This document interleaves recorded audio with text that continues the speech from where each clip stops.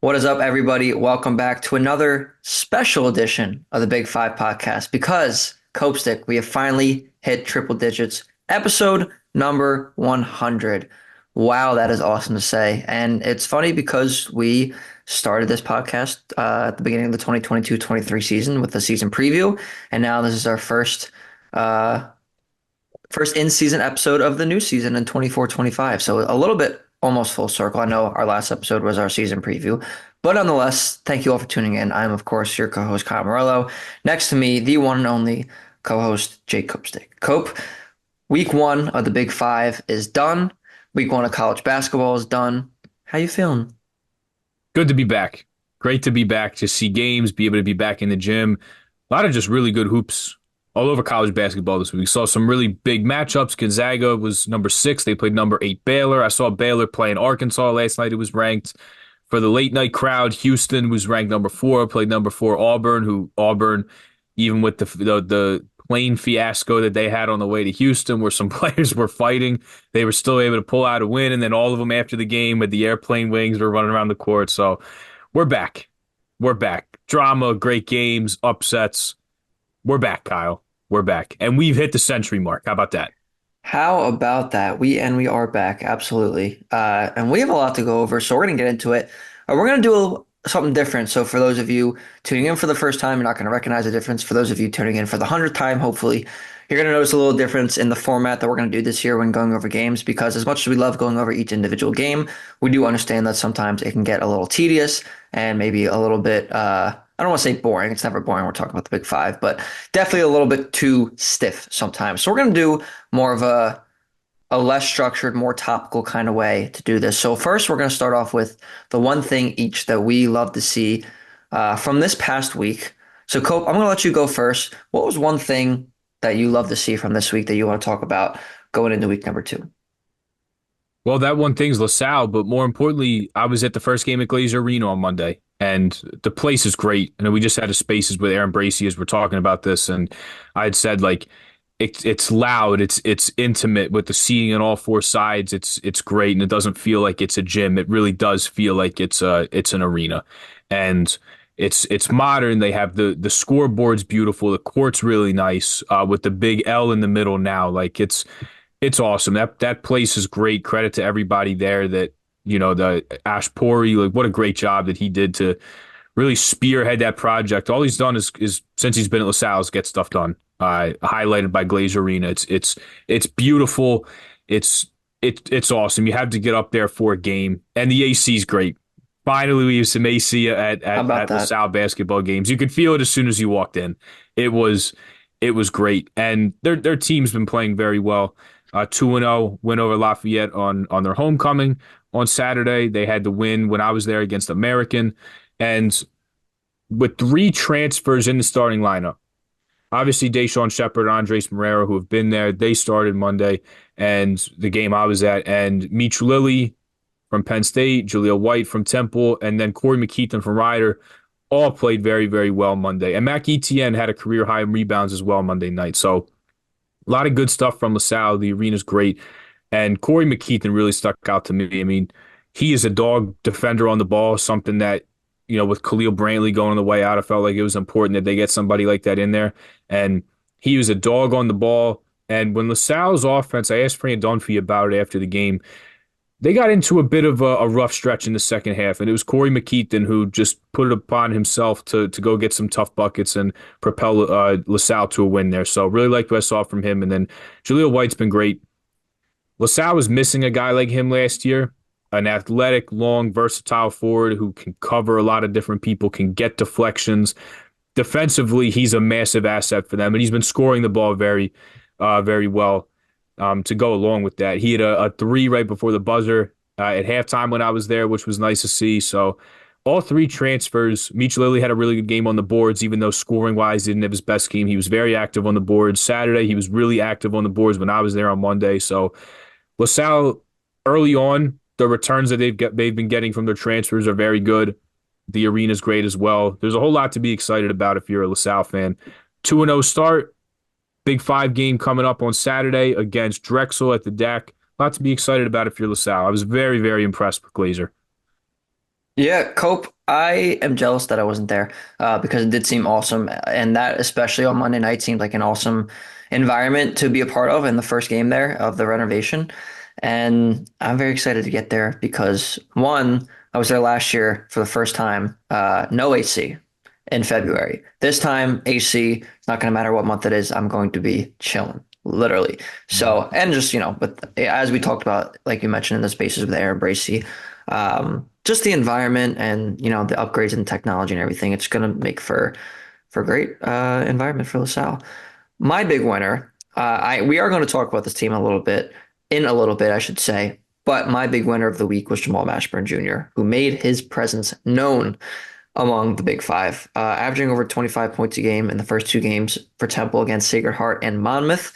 Obviously, the Sacred Heart game, Temple won 81-70. It was a back and forth affair for a while, but they ended up pulling out in the end, large part to Mashburn. And then, of course, their 29-point win over Monmouth, all of which we'll get to in a little bit. But for Mashburn specifically, this man, certified bucket, certified bucket, puts the ball in the basket, was born to put the ball in the basket.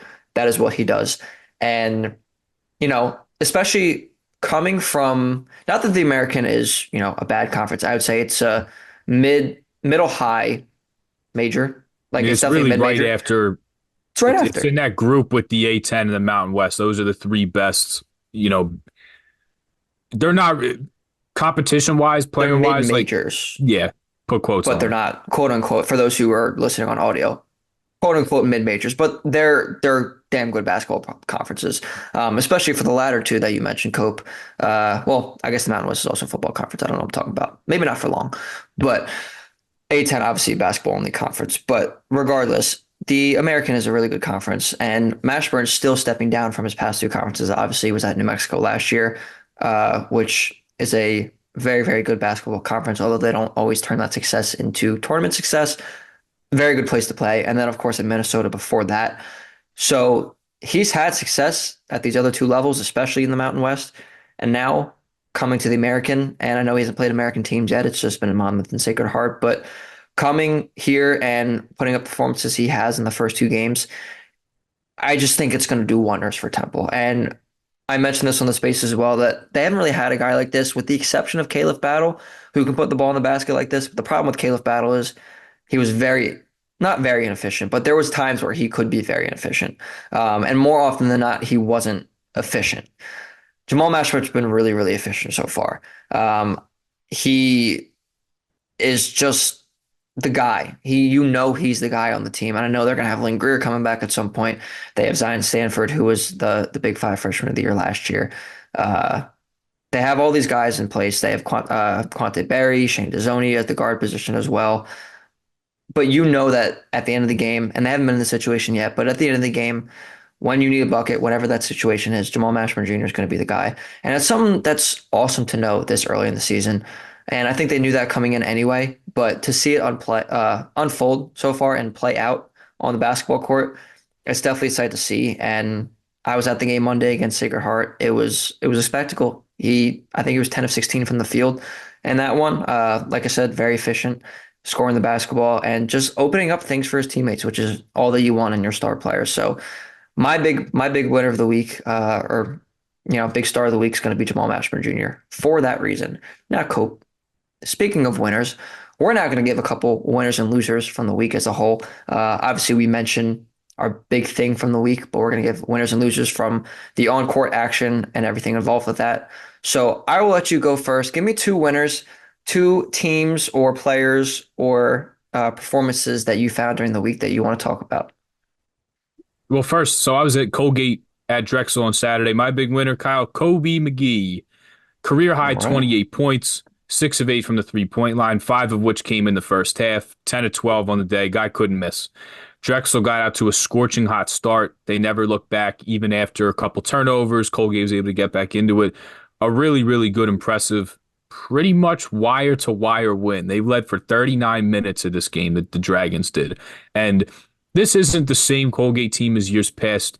Sub 300 in D1 experience, sub 300 in minutes continuity. They lost a lot. Their starting point guard, Braden Smith, who was a Patriot League Player of the Year, He's a Seattle kid, so he transferred to Gonzaga. He's actually going to redshirt this year. Um, Keegan Records also graduated. Like they've lost some guys, but Matt Langle's still a damn good coach. They still have a monstrous center in Jeff Woodward from right around the corner from Methacton High School, who might be the Patriot League Player of the Year. And speaking of Methacton, Kyle, for Drexel, I want to talk about them as a whole because I do think that they were a winner with the way they played against Colgate. Both centers in this game were from Methacton High School. How ironic, how crazy is that? You've Cole Hargrove from Drexel, who had a very good game, 15 points, 9 boards, blocked 4 shots in this game, knocked down 3 threes. He never hit a three his first 2 years at Drexel, had 3 in this one. So lots of like from Drexel. I thought they're long. They have defensive versatility up front. They have a lot of interchangeable parts, as Zach Spiker said. So they were a winner for me as a whole. Drexel was really impressed with them. But Kobe McGee, Kyle, he's going to be their main guy this year. He's going to be their scorer. 28 points against the Patriot League powerhouse in Colgate.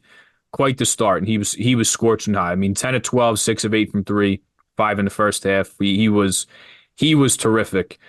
And then I have two ready. I have to give you two here because I want to talk about Penn a little bit. First of all, Kyle, I have my Penn football crew neck on. I want to shout out the Penn football guys. They put up, ready for this?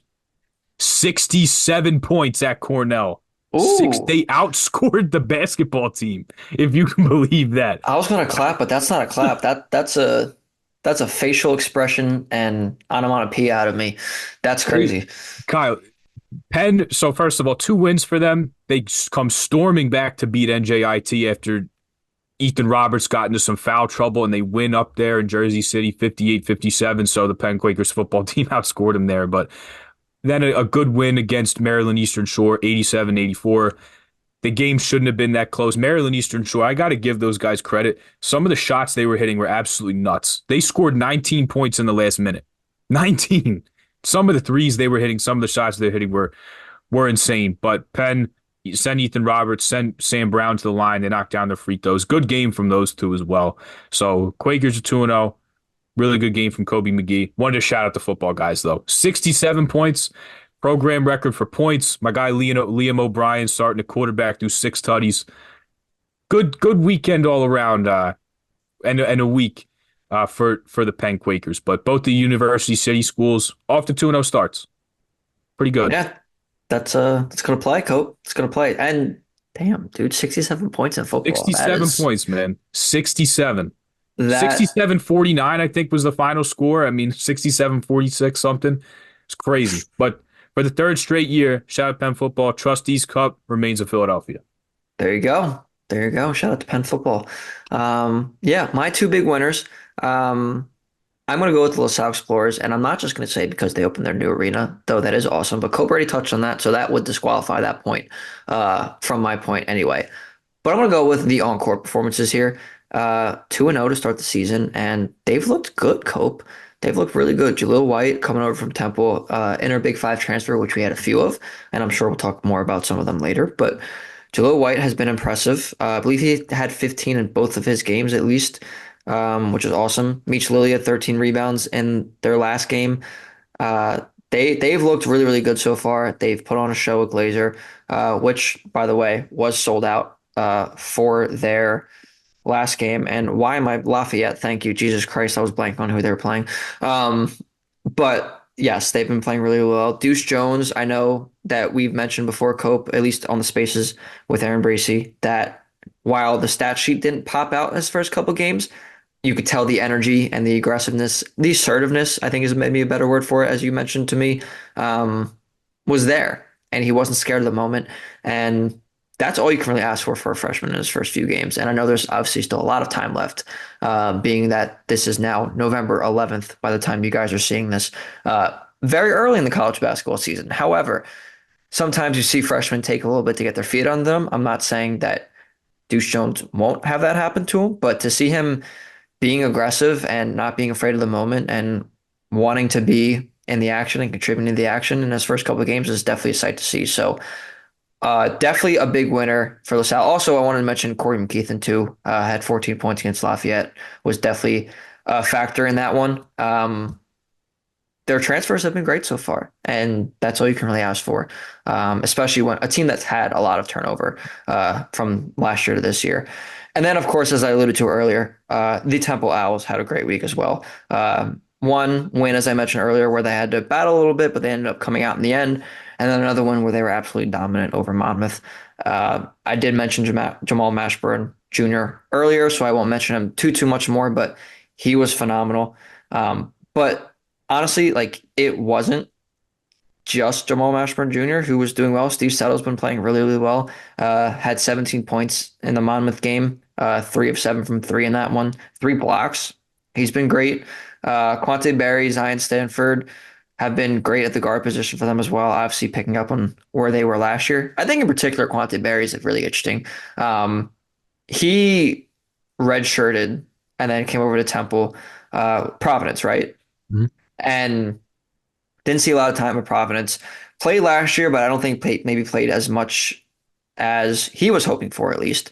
I don't know about they were expecting him to play, but at least as much as he was hoping for. But I really think that's like an untapped potential for them a little bit. I think maybe he gets lost in the discussion of the guard play with Mashburn and Stanford and when Greer comes back eventually as well. But that's a guy who can really contribute, and he has so far.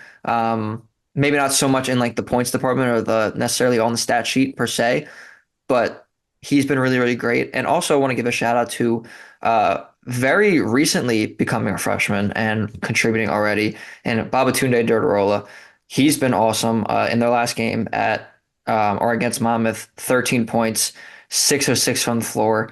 Uh, Great energy. I know he's still pretty young too, but great energy from him. He's been filling in really nicely at the forward spot. So they've been getting a lot of contributions from a lot of guys.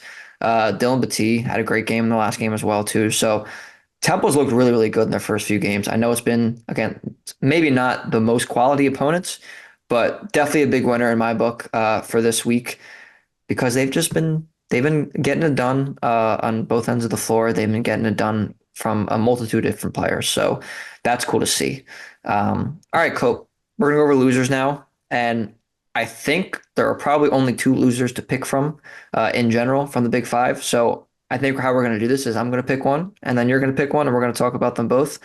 So I'll start, and I'm going to go with St. Joe's as the loser for this week, which is quite unfortunate because obviously we were very high on them going into the year, and I'm still high on them. As I said before, only November. It's only the second week in November. There's still time left, but they are going into this week, especially this matchup on Tuesday against Villanova, who I have a feeling are going to be talking about in a few minutes. Uh, and the loser of that game is going to have two losses in their first 3 or 4 games, depending on who you're looking at, um, which isn't great. And especially for St. Joe's, a bye game against Central Connecticut State. I know that, they were Central Connecticut State, that is, picked preseason to win the NEC. They were the NEC regular season champs last year. But this is still a team that going into this matchup, 225 in KenPom. That's in the bottom third of KenPom. That is not a good quality team that should be coming into Hagen and beating a team that going into the year's top 100 in KenPom has expectations. People maybe sneaky pick to win the A10, or maybe not so sneaky, but there's obviously a few teams up there as well. They just didn't get it done. They didn't get it done. And we mentioned this before too, that, and you can talk about it more, of course, before you get into your points, but this team is made to shoot. They shoot a lot of 3 pointers. They have the personnel to do so. When things are going well for them, it is a sight to see. And I would say more often than not, they do shoot the ball at least average, if not above average, which gets it done for them. Unfortunately, when you have a game like this where you go 7 of 30 from three and your identity is 3 pointers, but you're not making the 3 pointers and it kind of unravels from there, it's a problem. Especially when Central Connecticut State shot 60% from the floor. Uh, St. Joe's lost turnover battle 13-11. All of these things add up. And I think all of it has to do with the mental aspect of when the shots aren't falling, things kind of unravel for them. And maybe they don't communicate on defense. Maybe they're not taking care of the basketball properly because they're trying to rush and get shots up because they're feeling the pressure of losing the game. And obviously it was a close one, only 2 possession game. But I think this is kind of a thing that's been happening with this team. And again, not that I want to be overly critical because it's game two of the season. Every team is going to have their worst loss of the season. I am hoping this is it for St. Joe's, but it's still not a good one. And I think that's something that might have to be corrected, where if they are not shooting the ball well, they have to figure out a way to win games. And that's what good teams do. They figure out ways to win games. They beat the teams that they should be beating. And right now, St. Joe's, especially in this last game, they did not get it done. So they're going to be my loser for the week. Cope, do you have any thoughts on Joe's before you get into yours, and then also your biggest loser of the week?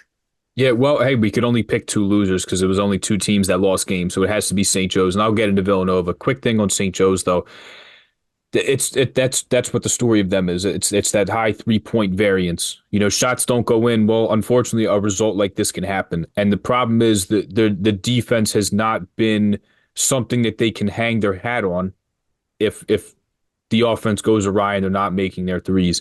I think another thing that could be a little bit worrisome is that you know I'd even argue that maybe they don't have exactly like flamethrowers really besides X Brown and Eric Reynolds. Like Rasheer can step out and hit a three. I'm sure Derek Simpson can, but like his percentages aren't, amongst the top 3 point shooters in this league. And then you look at the bench and it's like, hey, they get 9 points from the bench, they get 11 points from the bench throughout those two games. It's like, and they're young as well. So I think that could be a problem. It's like, hey, so much hinges on X Brown and Eric Reynolds to score that if they can't, who else is going to pick up that load for you? It certainly could be Rasheer Fleming. It certainly could be Derek Simpson, even though we haven't seen it through two games so far. Like it's tough because they really have one key that can win them games, but when that doesn't happen, it's like, okay, well, can we pound the ball inside? I think they have the guys to do it. But defensively, that's where I start to get worried because hey, like Central Connecticut almost shot 50% from the field in this game. That can't happen. That can't happen to an NEC team that plays, a team in Central Connecticut, obviously picked at the top of their league, but this is one of the weaker leagues in college basketball. And you look at the last 3 years, they lose to Commerce last year that I found out they're now East Texas A&M. The days of Commerce are no more. They rebranded. But the year before, they almost gave up 100 to Fairleigh Dickinson. So I don't like that it's almost become a pattern at this point. And, for a team like St. Joe's in the A-10 where you look at the A-10 last year, Dayton gets an at-large, but if they win the conference tournament, they're the only team from the conference that gets in. Like there's not exactly 5 or 6 bids here in the Atlantic 10. So I think it's a critical loss for them that's going to follow them all the way to March. We're going to be talking about this game for the rest of the season. And at this point, like there's opportunities for them to get right. But I think this really puts a dagger in their at-large hopes because, sure, you have opportunities, but like you need to capitalize on just about all of them. And then you need to have a really good record in the A-10, which, they went 500 last year for a team that was way more talented than a 9-9 record warrants. So we're going to be talking about that loss the rest of the season for them. And then they got in a dogfight with Navy, like 2 games so far. I think your St. Joe's leaves you, with a lot one to be desired from them. But I'll get into Villanova. I was there Wednesday. And boy, that was almost 12 years to the day, Kyle, was when Columbia came in there and beat Jay Wright's Wildcats at the Pavilion. And I mean, really, you had to give your hats off to Columbia. They played a really good game. They shot 58% from the field in the second half. And they took advantage. Villanova was sloppy, 12 turnovers, 21 points off those 12 turnovers for Columbia. That's really where the game was. That's really where the game was. So Jameer Brickus gets into foul trouble, and they don't really have a backup behind him. Sash Kovalyugov, I don't think he's quite ready just yet. I don't think he's hurt. I just think it's a matter of him, as a freshman, maybe not being ready to step in yet as the full-time backup. But Tyler Perkins, Jordan Longino, like 5 turnovers between the two of them. And I just don't know if they have a second unit ball handler. Jordan Longino, there's a lot of good stuff on the court. He can shoot. He can defend multiple positions. Like he's a Swiss Army knife guy, as Ash Howard said. And he does a lot of good, but I'm just not sure that being the primary ball handler when Jameer Brickus goes to the bench is going to be good for them. But I don't know what the remedy is for that for that right now. I don't know what that is. Perkins handled the ball a little bit for Penn, but he turned the ball over, was 2 of 6 in this game. Like I don't know how to fix that for Villanova right now. I think that's an area of concern, and so much is going to hinge on Jameer Brickus because when he's not in there, you need someone to take care of the ball, you need someone to run the offense, and just wasn't sure that Longino was that answer. And he does so much good on the court besides that, but I don't think that's his skill set is to be that backup ball handler. But their defense just was not very good as well, and that's what they hung their hat on last year.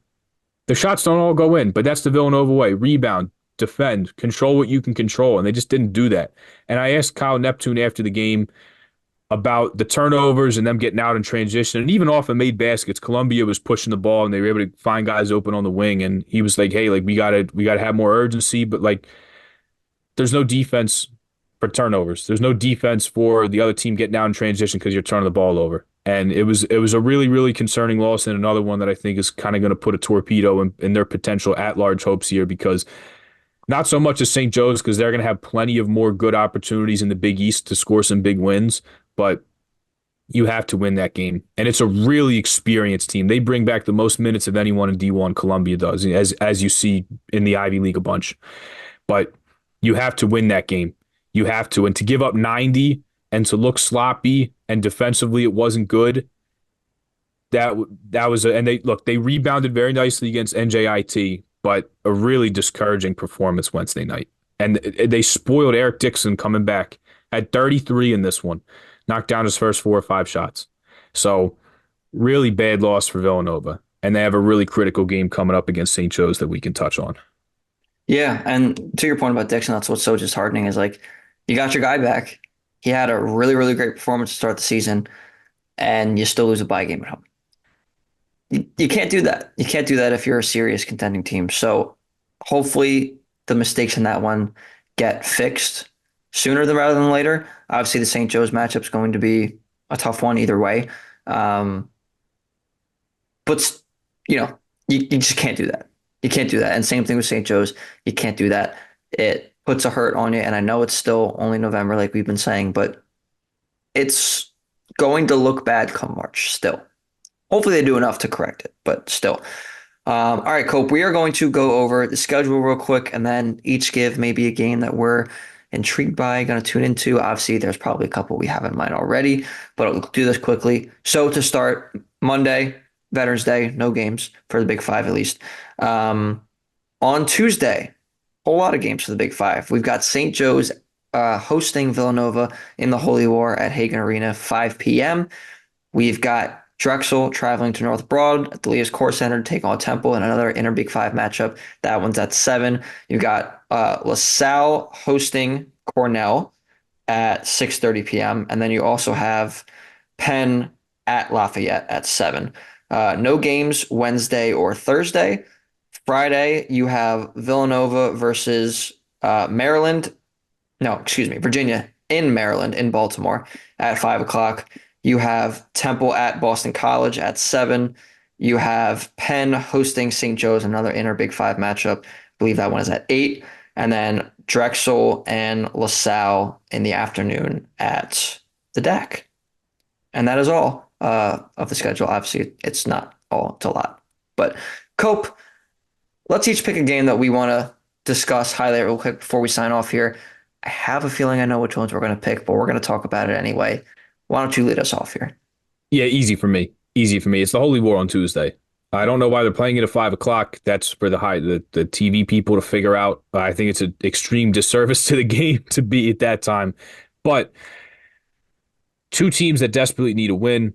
Obviously, our two Big Five teams that did suffer a loss in the past week. And this is a huge game, not only for the Big Five, but for both teams at large hopes as well. So massive implications on Hawk Hill, not only for the Big Five Classic, but for their at large hopes. And I think a key here could be Jameer Brickus, who's had some success playing against St. Joe's. You look at last year, 24-8 last time these two teams played. St. Joe's beat them twice last year, but 24-8 last time out. Played a lot of ball against St. Joe's in his time at LaSalle. So a opponent that he's familiar with, an opponent that St. Joe's has had trouble with at times. And I think that can be an X factor here. But Eric Dixon versus Rasheer Fleming, really good matchup there. Really good matchup with Wooga Poplar and Eric Reynolds. Obviously, the point guard matchup with X Brown and Jameer Brickus. So a lot of really, really good one-on-ones in this game as well.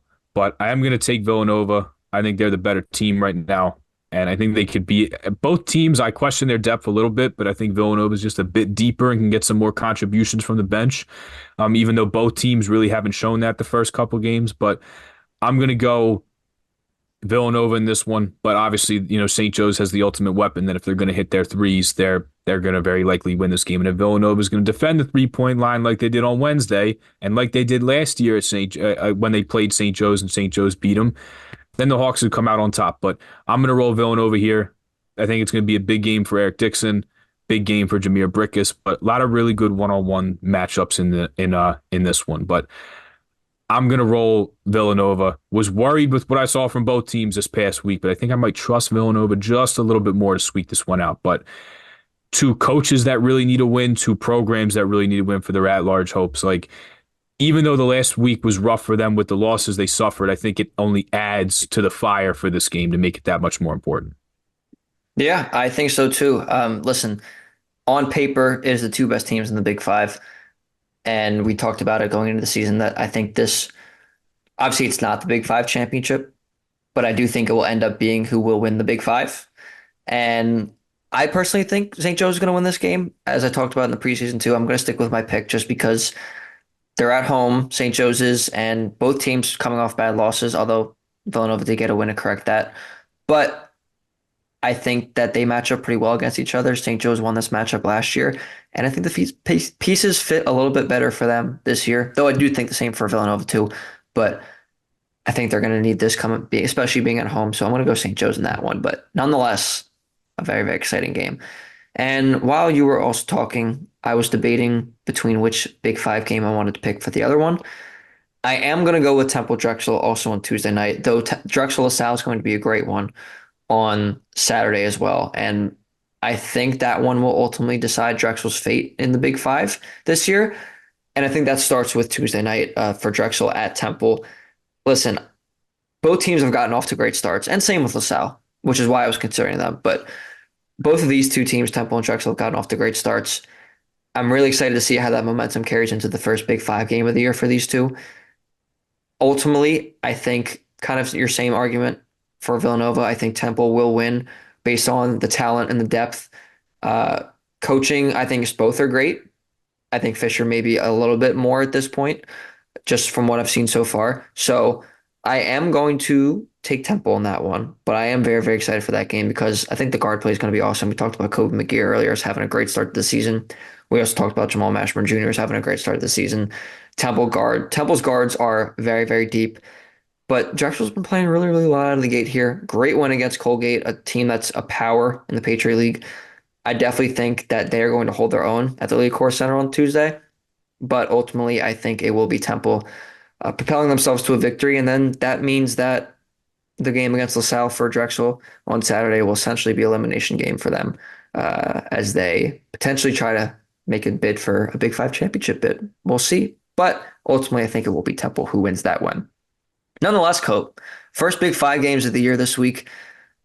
College basketball rolls on this week. We are very, very, very excited. And yeah, any final thoughts before we sign off here and let you guys go enjoy the games this week? Well, thank you, everybody. Episode 100. We're getting up there, Kyle. Kind of shocking that I Yeah. feel like it's been 2 years, but we fit a lot in. Thank you to everybody who listens. No matter how big, how small, we very much appreciate it. We love talking hoops, and we're very thankful for everyone that tunes in. That tunes in. So thank you to everybody for that. We hit 100. Only one weekend, Kyle. Only one weekend. We still got the best. The best is yet to come. The best is ahead of us. So yeah, it's really good week of college hoops, not only in the Big Five, but nationally as well. Going to be a great season. Very, very excited to be back. Me as well. And yeah, also just wanted to send a message to everybody for episode 100. Thank you so much, as Cope said, for tuning in and listening to us all this time. It does seem a little crazy that we're at episode 100 now. I remember us starting this just off an idea, just off of passion that we wanted to talk about college basketball in the city of Philadelphia. And we started this from scratch and just put something out there, hoping that it would stick. And it seems as if it did. which is kind of crazy that you guys have, supported us and helped us become better in our own right and as a podcast. So we're very, very thankful for everybody who's tuned in, who's followed us on social media, who's liked and subscribed on Facebook, and everything in between. Anytime anyone's ever consumed our content, we are extremely grateful for. So thank you. We're planning on doing 100 more, maybe 100 more after that. Keep it going as much as we possibly can. So thank you all for that. And yes, as Cope said, very excited for the week to come, the year to come in college basketball. And yeah, so if you like this content, of course, like subscribe on our YouTube channel and follow us on social media at Big Five Pod on Instagram and Twitter. And you can also listen to our audio only versions on Spotify and Apple Podcasts. And once again, thank you so much for your support. We will see you next week.